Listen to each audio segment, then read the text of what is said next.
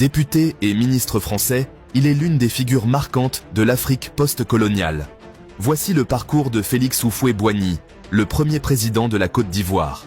Né en 1905 à Yamoussoukro, dans la colonie française de Côte d'Ivoire, Félix Houphouët-Boigny est issu d'une famille de chefs traditionnels.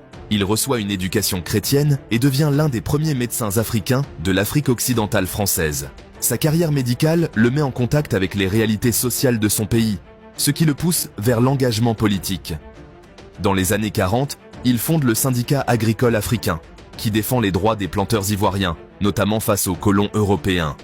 Il s'engage ensuite en politique, devenant député de Côte d'Ivoire à l'Assemblée nationale française.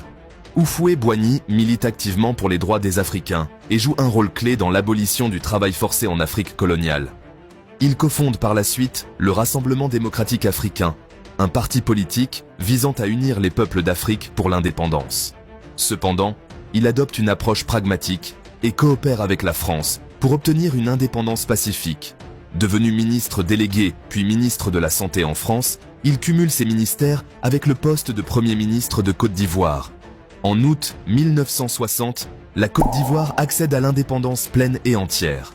Houphouët-Boigny devient alors le premier président de la République ivoirienne. Sa présidence repose sur un modèle de développement économique axé sur l'agriculture, notamment du cacao et du café, qui font du pays une puissance économique en Afrique de l'Ouest.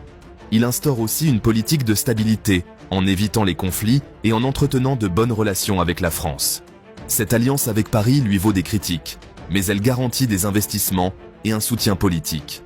Si son règne est marqué par une croissance économique soutenue dans les premières décennies, les années 80 voient un ralentissement dû à la chute des prix du cacao et du café. Son autoritarisme croissant, symbolisé par l'absence de véritable opposition, est également critiqué.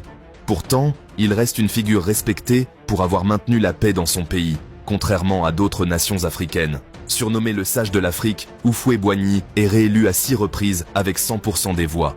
Il reste au pouvoir jusqu'à sa mort en 1993, à l'âge de 88 ans, après une présidence de 33 ans. Il laisse derrière lui une Côte d'Ivoire stable, mais avec des défis économiques et politiques importants.